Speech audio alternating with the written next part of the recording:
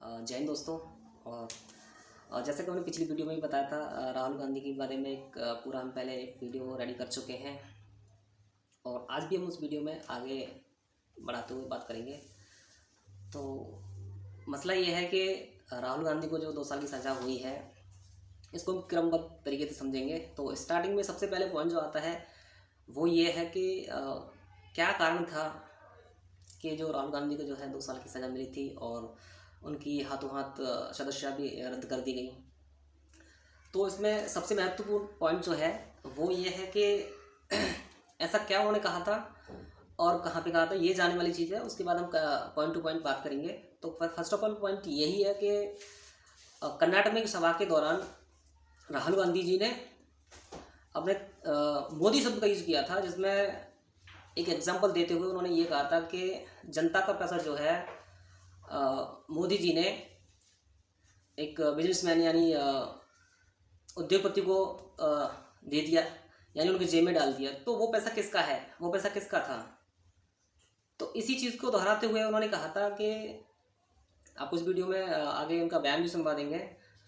तो पॉइंट ये था कि उन्होंने कहा था कि ललित मोदी, नीरव मोदी, नरेंद्र मोदी और भी मोदी ऐसे अगर खोजेंगे तो और भी मिल जाएंगे। तो ये उनका बयान था और यहाँ से बयान से यहाँ से सारा जो है जो विवाद है वो स्टार्ट हो जाता है, खड़ा हो जाता है। तो उनका जो मानना है कि मोदी जी ने राहुल जी ने ये कहा था कि जिनके नाम लिए थे मोदी जी, या तो मोदी जी किसी समुदाय का नाम नहीं है। मोदी जी दरअसल जो है, मैं आपको बता दूँ, मोदी जो टाइटल जो लगाते हैं वो एक तरह से बिजनेसमैन या फिर जो राशन पानी की जो दुकान करते हैं वो अपने पीछे मोदी टाइटल लगाते हैं। अब जैसे आप नीरव मोदी की बात करोगे या फिर ललित मोदी की बात करोगे, तो ललित मोदी राजस्थान से आता है, मारवाड़ी है, लेकिन टाइटल उनका मोदी है क्योंकि बिजनेसमैन है। नीरव मोदी हैं गुजरात से, हीरा कारोबारी हैं, वो भी मोदी लगाते हैं। नरेंद्र मोदी गुजरात से हैं, हालांकि इनका कोई बिजनेस नहीं रहा है, इनका तो ये चाय वाय का थोड़ा सा था, लेकिन इनने भी जो टाइटल है मोदी लगाया है। तो यहाँ पे मोदी से तात्पर्य ये था कि नरेंद्र मोदी यहाँ पे किसी समुदाय या किसी विशेष को लेके कोई टारगेट नहीं था, लेकिन ये जो पूरा उनके खिलाफ जो मुकदमा दायर किया गया था उसमें यही पूरा प्रकरण जो है बताया गया था कि किसी समुदाय, खास समुदाय को लेके ये विवादित बयान है। तो पहली बात तो ये है कि ये जो बयान है वो किसी समुदाय को लेके नहीं था, मोदी जी को लेके था, यानी सरकार को लेके था। दूसरी बात यहाँ पे ये है कि अगर मोदी जी के लिए जो बयान जो था, तो फिर जो गुजरात के पुणे मोदी जो हैं उन्होंने मुकदमा दायर क्यों किया? जब बयान मोदी के लिए था तो इनका तो कोई फ़र्ज़ नहीं बनता है कि मुकदमा दायर करने का। दूसरी बात इसमें बड़ी यह है कि ये जो पूरा प्रोसेस है एक तरह से कोई संयोग नहीं है, बल्कि एक प्रयोग है। और आगे इसी स्टेप को देखेंगे तो इनके खिलाफ मुकदमा दायर हो जाता है। फिर ये जो कोर्ट बहुत सारे सबूत पेश करने की बात करता है, तो इन पुणे मोदी पे जो है कोई भी सबूत पेश नहीं कर पाते हैं। तो उस समय ये लोग हाई कोर्ट जाके स्टे ले लेते हैं उस पर, और बोलते हैं कि साक्ष्य के अभाव में हम इसको है स्टे ले रहे हैं इस पर। तो जब साक्ष्य हो जाएंगे उसके बाद हम लोग इस पर आगे पुनर्विचार करेंगे। तो ये लोग हाई कोर्ट जाके स्टे ले लेते हैं। फिर यहाँ पे 2023 में ये जो है फिर एक प्रयोग सामने आ जाता है और फिर से उस मुकदमे को उखाड़ दिया जाता है, जिसमें सेशन कोर्ट गुजरात का जो सेशन कोर्ट है वो उस पर सुनवाई करते हुए उसमें राहुल गांधी जी को 2 साल की सज़ा सुनाता है। सजा को लेकर ये है कि अगर एक प्रावधान है MP MLA या कोई इस तरीके कोई भी सदस्य जो हैं, अगर वो 2 साल की सज़ा में लिप्त पाए जाते हैं या फिर उससे अधिक, तो उनकी जो सदस्यता है वो रद्द कर दी जाएगी। तो इसी के चलते उनकी सदस्यता जो है रद्द कर दी गई है। बट इतना आनन फानन में ये कैसे पॉसिबल हो पाया, इस पर भी थोड़ा चर्चा करेंगे।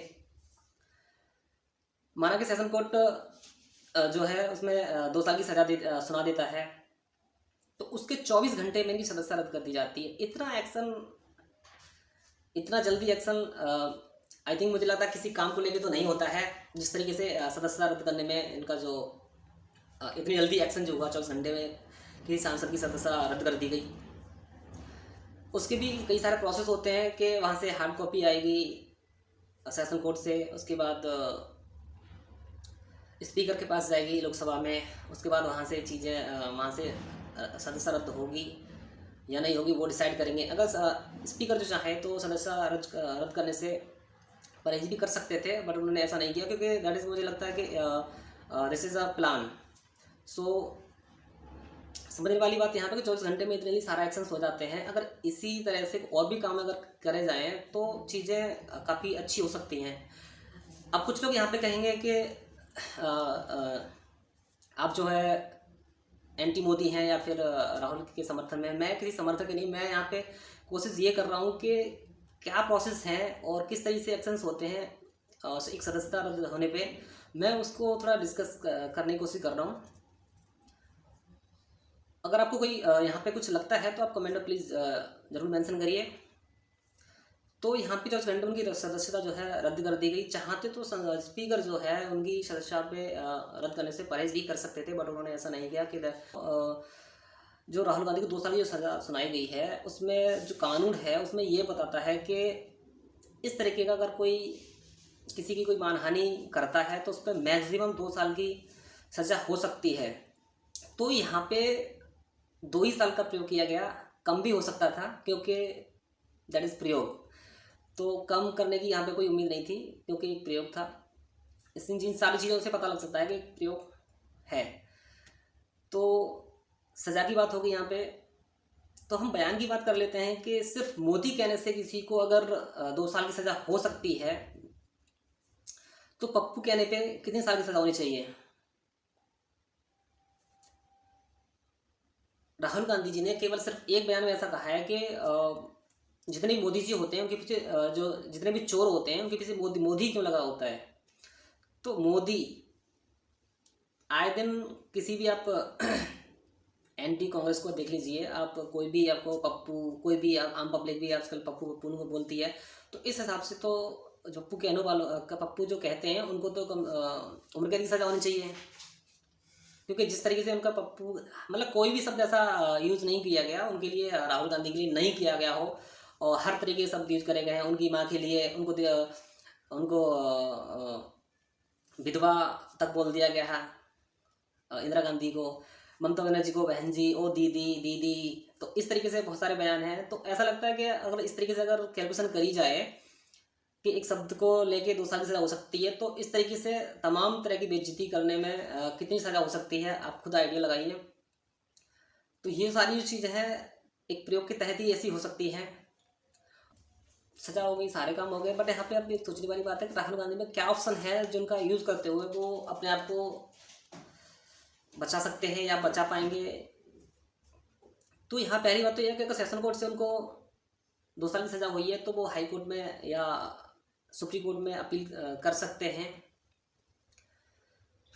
तीसरी बात यह है कि इसमें जो राहुल गांधी की जो सज़ा हुई है उसमें प्रोसेस में यह है कि जैसे ही उसको हो जाती है किसी को, तो किसी भी सदस्य को, तो उसकी सदस्यता रद्द हो जाती है। लेकिन उसमें 3 महीने का उसमें टाइम मिलता है कि वो 3 महीने तक अपने इस पे कोई सफाई या अपील कर सकता है। लेकिन यहाँ पे कोर्ट से एक महीने की इनको राहत मिलते हुए उनकी अपील करने की बात कही गई है। और दूसरी बात यह है क्या उनकी जो कंस्टिट्यूंसी है उस पर चुनाव होने की आगे चुनाव आयोग जो है विचार करेगा। यहाँ पे एक समझने वाली बात एक और है कि किसी भी कॉन्स्टिट्यूंसी में अगर 1 साल का समय से 1 साल से कम का अगर समय रह जाता है किसी सदस्य के हटने से, यानी जो कॉन्स्टिट्यूंसी है उसको खाली होने से, अगर आम चुनाव के हिसाब से देखा जाए तो 1 साल का अगर पीरियड खाली रह जाता है 1 साल से कम, तो वहाँ पे जो है चुनाव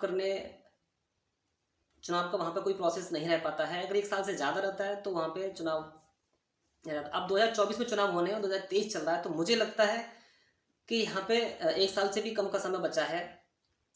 तो यहाँ पे चुनाव आयोग क्या यहाँ पे चुनाव कराएगा या फिर सीट को खाली रखेगा, ये भी देखने वाली बात है। तो इन सारी चीज़ों को देखते हुए तो मुझे लगता है कि जो राहुल गांधी के पास ऑप्शंस हैं, जाके सेशन कोर्ट से उनको अगर सज़ा हुई है तो हाई कोर्ट में अपील कर सकते हैं, और जाके हाई कोर्ट अगर सुरक्षित नहीं रखता है तो सुप्रीम कोर्ट भी जा सकते हैं। तो इस तरह के उनके पास कई ऑप्शंस हैं। और क्या क्या ऑप्शंस होते हैं आप अपनी राय कमेंट में जरूर दीजिए। Thank you. जय हिंद, जय भारत।